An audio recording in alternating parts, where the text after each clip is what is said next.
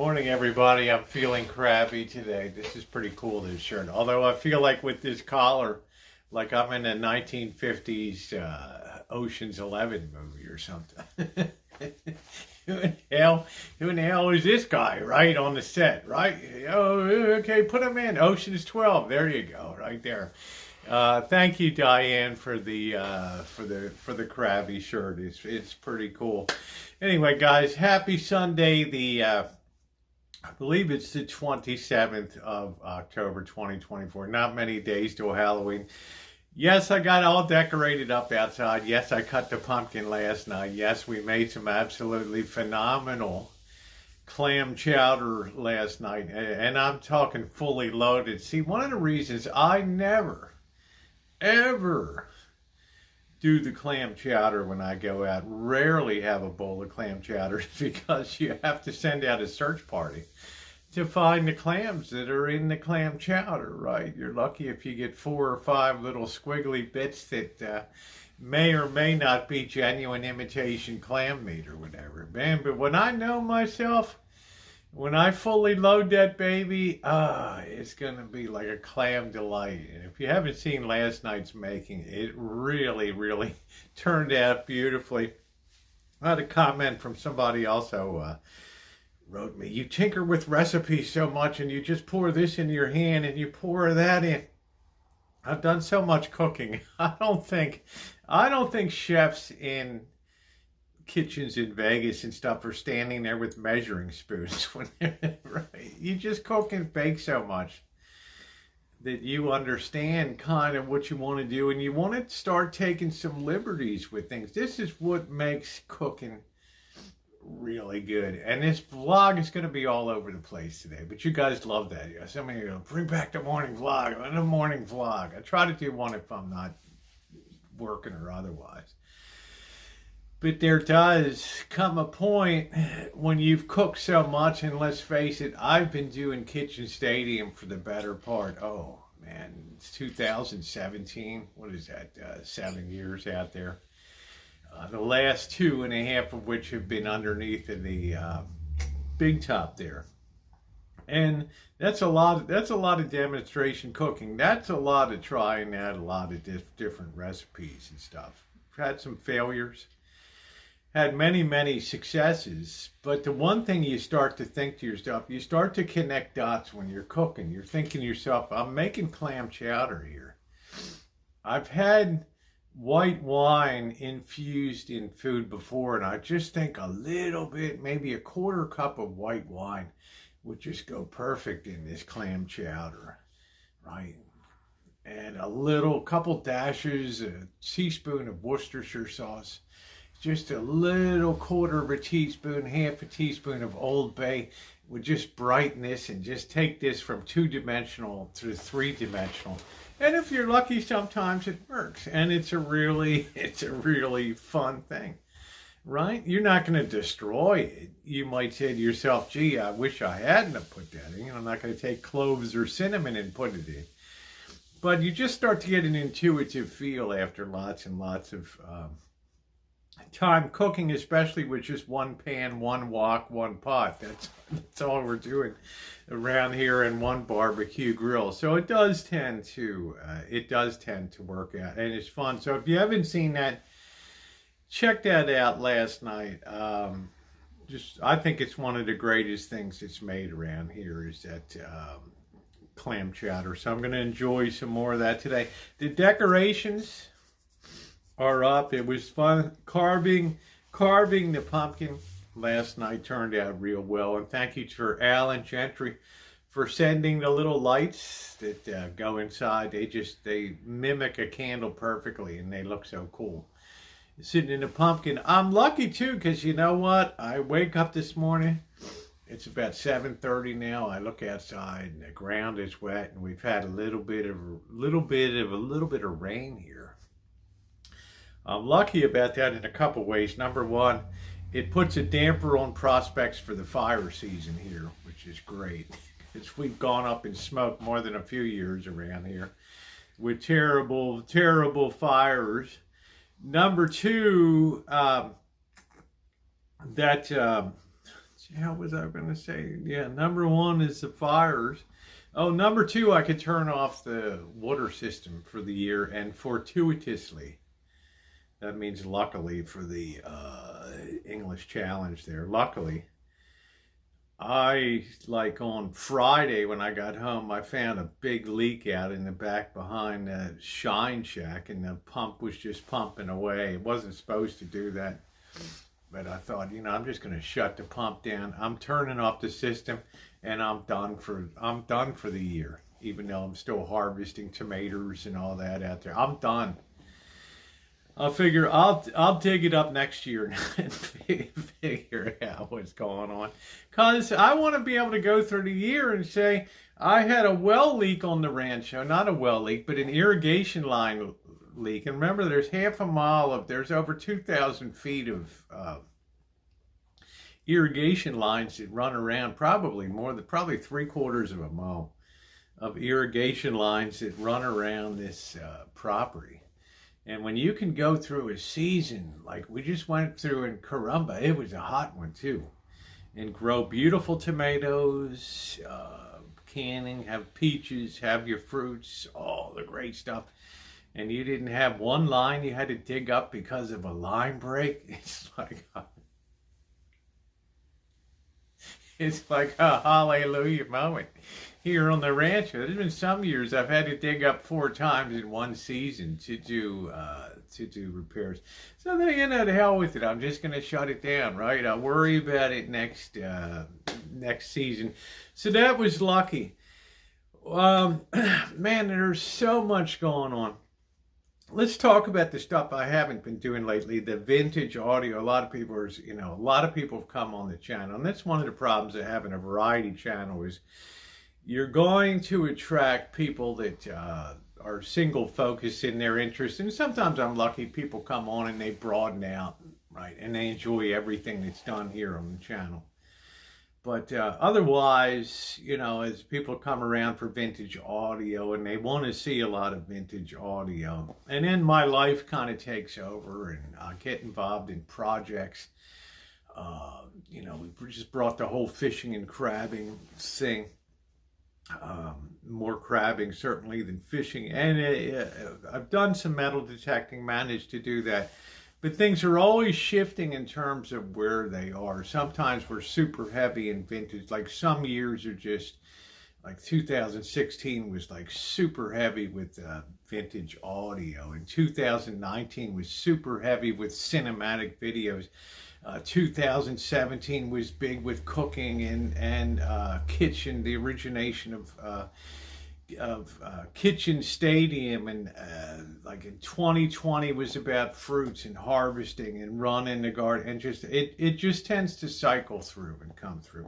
It's one of the plagues of having a variety of channels. So I tell people that, I'm not going to stick around. Stick around, enjoy something else, broaden out your life a little bit. I'm a Gemini cusp Cancer, so I'm like 3 people packed into one here. I have a hell of a lot of stuff that I'm interested in. And when I'm interested in something, I go deep, brother, that's for sure. Man, nothing like that first cup of coffee in the morning. So, all right. So stick around, enjoy yourself. Share it out to people on your social media. Let them enjoy too, and come on and have the variety of fun. So this will be the last week coming up for shoreline crabbing, at least theoretically, for a while. I don't know. I can't say that for certain. A couple things are coming up. Number one, our official Dungeness crab season opens on November 2nd. And everybody and his mother from all over the Bay Area, the Central Valley, San Jose, Oakland, Emeryville, Concord, Walnut Creek, all out in the sense, Stockton, Tracy, Santa Rosa, everywhere. They're all gonna be hitting the ocean and hitting the bays, gone sport crabbing. I mean, it's a big thing here. Crab for Thanksgiving is like a tradition. here. Shit, we were lucky we had a bird on the table. Much less a damn, much less a crab. Are we having mashed potatoes this year? Right? You're lucky you're eating this Thanksgiving. Thanks. Okay. So they're going to be descending like a plague of locusts over on the coast there.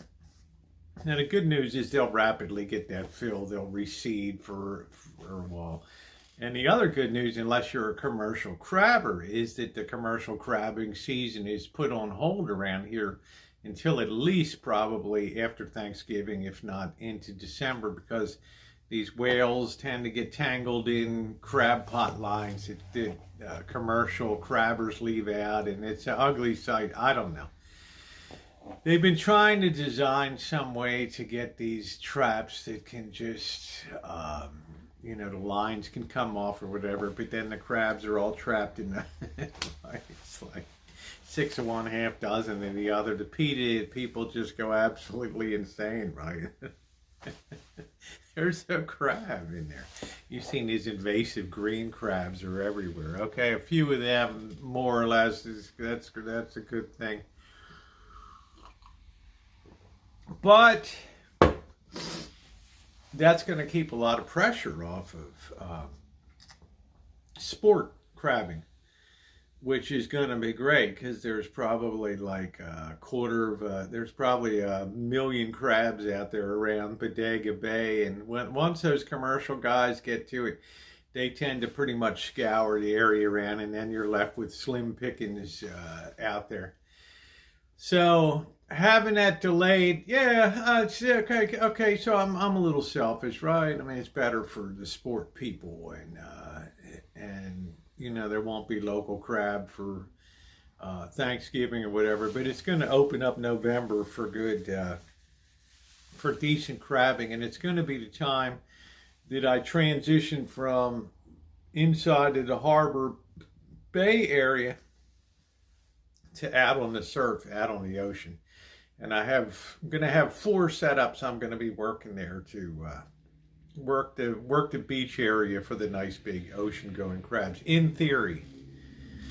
And I hope to find a place that boss and I can go to and crab and be productive and get some nice crabs and not just be a total waste of time. So that's that. Truck. Where's the truck? We haven't seen a video about the truck. What are you doing? I'm working. Okay, I'm working my ass off lately. I picked up the truck last Wednesday and I just basically parked it.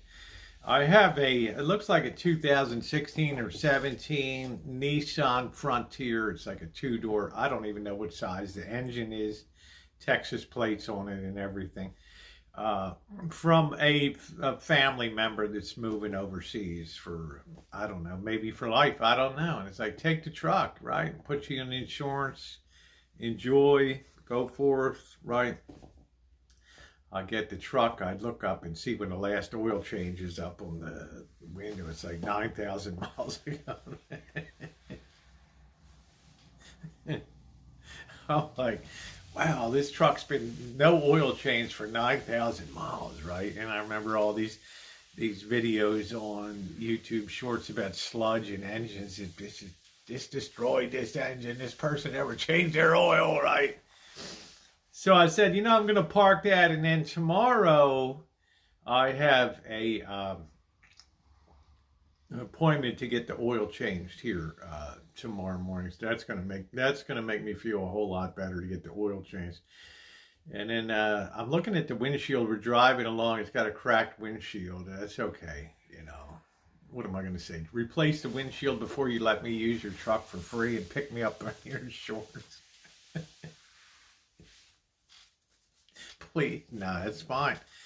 But the window's really dirty. It's like, oh yeah, well, the windshield washer fluid reservoir, it's like a raccoon ate it.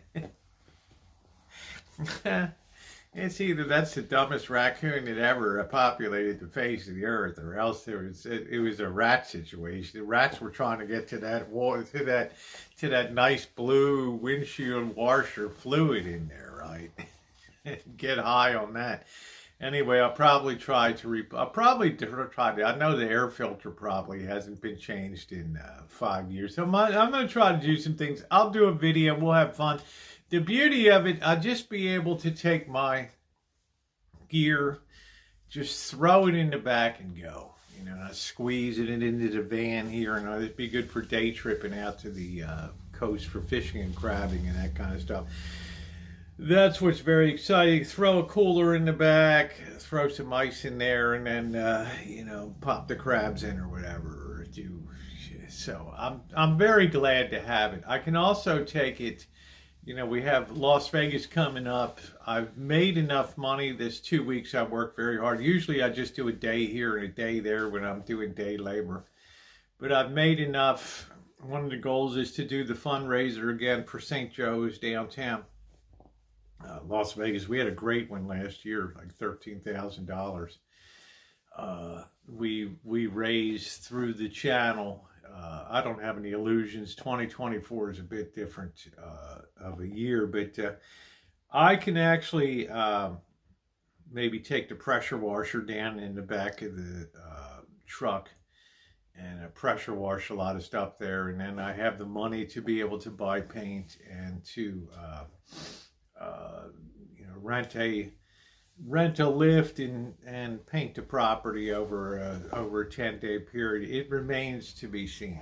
So that's still very much ongoing and up in the air, but we'll have fun down there regardless. We always pick up a lot of new people on the channel, especially when we do our monster street streams out there, the main streets of Las Vegas, which is always fun. Okay, well, I've got Tara coming November 4th for a few days coming up here, so I'm going to get cleaned up. We're going to have a lot of fun when she comes up. Some restaurant things. I put some money aside to do a little entertaining restaurants and things like that. So it's going to be a lot of fun. Okay, so as I said, November is going to be jam-packed. So if you're not subscribed, subscribe and hit that bell for all notifications. Yes, I promise I'll get the vintage audio. I promise I'll get back on the quadraphonic Marantz unit there. I also want to continue featuring some units here. In pretty short order, I'm going to be doing a special video on the very first restoration that I undertook here, and I have a whole wall of sound and a wall of amplitude behind me. I think you're going to enjoy. I'm going to pull it down and showcase the very first restoration project I did, which is going to be it was very fun. It's a really cool little tuner that was made on Long Island, New York, when they actually had electronics and things like that. Guys, we're coming up to the 20-minute mark. Once again, like and subscribe. It's great to have you along. And let's keep motoring along and having the same fun we've been having year in, year out on the channel. Have a great Sunday, everybody.